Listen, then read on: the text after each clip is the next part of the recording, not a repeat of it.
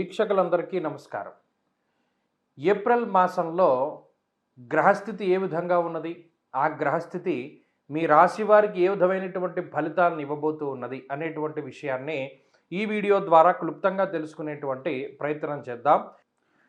కన్యా రాశి వారికి ఏప్రిల్ మాసము మిశ్రమమైనటువంటి మాసము. కారణం ఏంటి అంటే మీరు గమనించండి, గత 2-3 నెలలుగా ఈ పంచగ్రహ కూటములు ఏర్పడుతూనే ఉన్నాయి.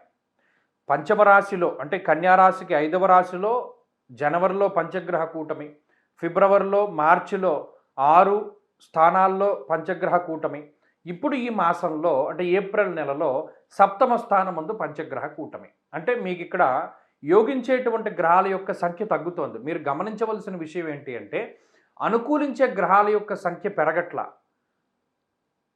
ప్రతికూలించేటువంటి గ్రహాల యొక్క సంఖ్య పెరగట్ల, కానీ యోగించేటువంటి గ్రహాల యొక్క సంఖ్య తగ్గిపోతూ ఉన్నది. 6వ స్థానమందు బుధుడు, 6వ స్థానమున కుజుడు, 6వ స్థానమున రవి, 3 గ్రహాలు కూడా సప్తమానికి వెళ్ళిపోయారు. అంటే 3 యోగించే గ్రహాలు సప్తమంలోకి వెళ్ళిపోయి మిశ్రమమైనటువంటి ఫలదాతలుగా ఉండిపోయాయి. అంటే అక్కడ అనుకూలత పెరగలేదు, ప్రతికూలత తగ్గలేదు, అనుకూలించే గ్రహాల యొక్క సంఖ్య తగ్గిపోయింది. అది ప్రతికూలత కాదు. కాబట్టి ఈ మాసం స్తబ్దుగా సాగుతుంది. మీరు గమనించండి, ఈ మాసం అంతా కూడాను వృధా కాలక్షేపమే ఎక్కువగా ఉంటుంది. ఏదో కబుర్లు చెప్పుకుంటూ కాలక్షేపం చేస్తూ ఉండడము, ఎక్కడెక్కడికో ప్రయాణాలు చేస్తూ ఉండడము, బాడీ ప్రెజెంట్ మైండ్ ఆబ్సెంట్, ప్రతి రూపాయి కూడా అనవసరంగానే ఖర్చు పెడుతూ ఉంటారు. నిజానికి ఎక్కడ ఆర్థికపరమైనటువంటి ఇబ్బందులు రావు, అలానే గొప్ప ఆర్థిక స్వేచ్ఛ ఉండదు, కానీ లిమిటెడ్ అమౌంట్లో డబ్బు దొరుకుతూ ఉంటుంది. దాన్ని మీరు రకరకాలుగా తిప్పుకుంటూ ఉంటారు.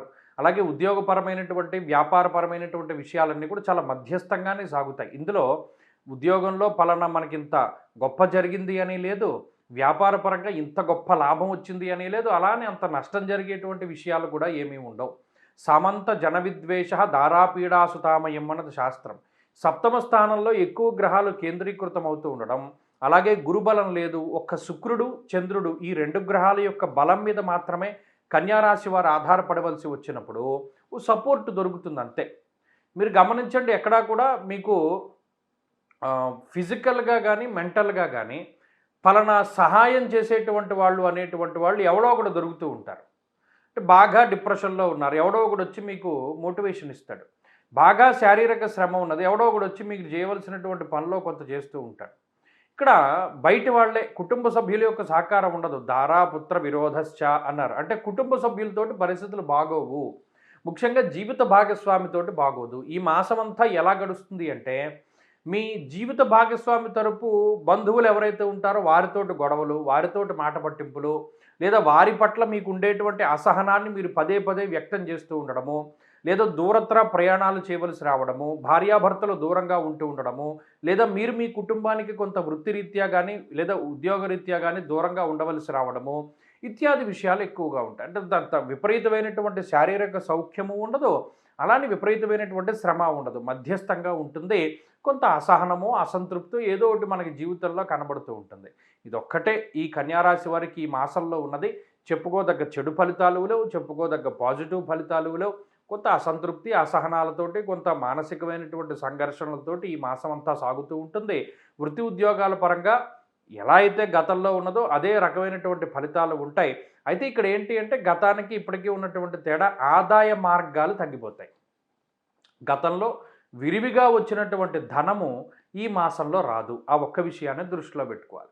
కన్యారాశి వారు ఈ మాసంలో మరింత అనుకూలమైనటువంటి ఫలితాన్ని సాధించడానికై ఎక్కువగా ఈ రాశివారు దత్తాత్రేయ స్వామి వారి యొక్క ఆరాధన చేస్తూ ఉండడం చెప్పదగినటువంటి సూచన. ఈ వారంలో కలిసొచ్చేటువంటి ఈ మాసంలో దత్తాత్రేయ స్వామి వారి యొక్క ఆరాధన చేయాలి. ఈ మాసంలో ప్రత్యేకించి ఈ రాశివారు ఏదైనా ముఖ్యమైనటువంటి పనులు చేయవలసి వచ్చినప్పుడు వీరు ఎక్కువగా ఆదివారాలను కానీ లేదా సోమవారాలను కానీ వాడుకుంటూ ఉండాలి. అప్పుడు ఈ మాసంలో మంచి ఫలితాలు సంప్రాప్తమవుతాయి.